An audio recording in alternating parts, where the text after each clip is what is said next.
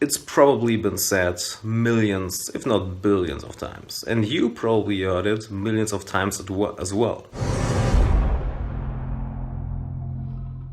The importance of following your heart, why you need to follow your heart, your gut, your intuition, call it God, the universe, whatever you want to call it. Because I just encountered a very interesting situation. It's 3 o'clock at night right now, and I reflected a little bit about the last, let's say, 6 to 12 months. And a pattern that I always recognize in myself, as well as my friends, as well as pretty much every one of my clients, is that there are two types of satisfaction. It's this short-term satisfaction of achieving a rational goal, and there's the long-term satisfaction of achieving a goal that your heart, your gut, your intuition, your soul actually told you to pursue. Let me give you a simple example. Oftentimes it is very easy to be persuaded only by money, only by financial success, by, let's call it fame, by very superficial things, by very fleeting things, because we basically get trained on social media, on TV, through every media network, that these things will bring you happiness. Having a nice car, having a lot of money, being famous, having a certain type of body, being ripped, and so on and so on and so on. These things are all nice if you want to have them, but here's the thing. There's an important difference why you want to have them. Is it this short-term satisfaction, this rational satisfaction? Oh yeah, it has to be good. It has to be good, so I have to achieve this goal as well. Or is it the second kind of goal, the second kind of fulfillment, which is a way deeper fulfillment, emotional fulfillment? Because there's a huge difference if you pursue a goal to look good, to satisfy your ego, or if you do it because your heart tells you to.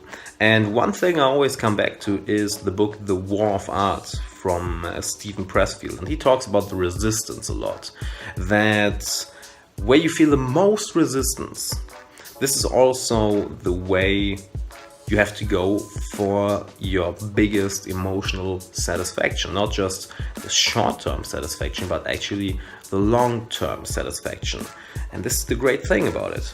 You have an internal compass, basically, that is always pointing to true north. It's always pointing towards true north, and is telling you, hey, you have to go this way to achieve the biggest and most satisfying and most long-lasting emotional satisfaction, which will lead to emotional well-being, to a fulfilled life, to a happy life.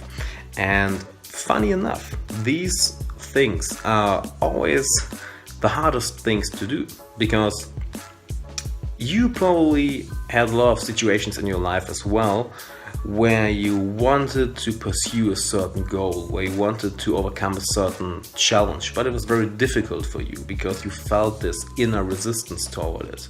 You knew if you would do it, you would get a lot of satisfaction from it, not just this short-term gratification, but actually the long-term emotional satisfaction of being proud of yourself, of growing as a person, and of just becoming a better human being that basically lights the room when you enter it. Because that's another very interesting distinction between these logical goals and these emotional goals. This just logical, rational pursuit of something that is very, very, very shallow, and these deep emotional goals. You actually light up. You light up, your eyes light up, you become more charismatic, your whole persona lights up. It's like you are glowing. And the world actually needs this. The world needs more awake people. The world needs more people who are following their path, who are brave enough, because it's not that easy to follow your path. It's actually very, very difficult, because, like Steven Pressfield says, if you want to follow your path, you have to overcome a lot of internal resistance. This internal resistance that always wants to lead you into other directions. It's like this. It's like your best friend that is teasing you a little bit, because your best friend tells you what is best for you. Your resistance also tells you what is best for you, but your resistance is teasing you because it doesn't make it very easy for you. It actually makes it challenging. It challenges you and tells you, hey, Alex, are you gonna do this or not? Are you gonna step up, or will you find some kind of rationalization and some excuse like a lot of people actually do? And this is the eternal internal struggle that we face from day to day, from week to week, month to month, year to year. And the message I would like to share with you today, maybe the thought that should linger a little bit in your mind, is: are your goals that you're pursuing right now really your emotional goals, the goals that your higher self wants? Or are these goals just goals to look good because they satisfy your ego, they give you ego gratification, and well, they're basically goals that you rationalize yourself in. If I have X amount of money, then I will be happy. If I have this car, then I will be happy. If I have this body, if I look like this, then I will be happy. If I have this house, then I will be happy. Like I said, there's nothing wrong with having this. Nothing at all. I mean, I want it too. Everybody wants it. But what is your emotional driver behind it? Is it rational, or does your intuition, does your inner resistance, your soul, God, the universe, whatever you want to call it, tell you to pursue this goal, to follow this path? Think about this a little bit.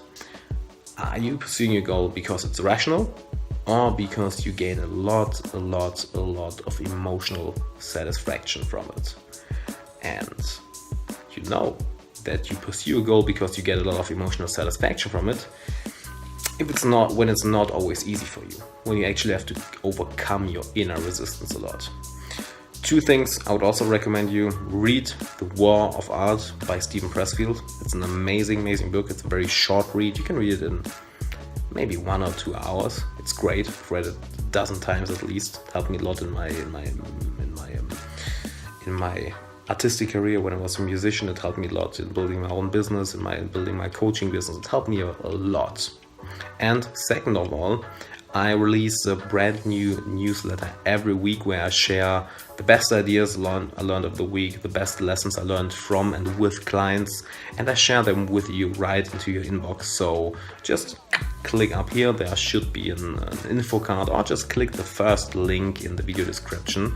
So read The War of Art, subscribe to my weekly newsletter. You will get an update every week with the best knowledge, the best life hacks, the best personal development method, tips and tricks every week right into your inbox. And tell me what you thought about this video. What are your thoughts on this? Just leave me a comment down below, and I'm already looking forward to talking to you in the next video. Bye.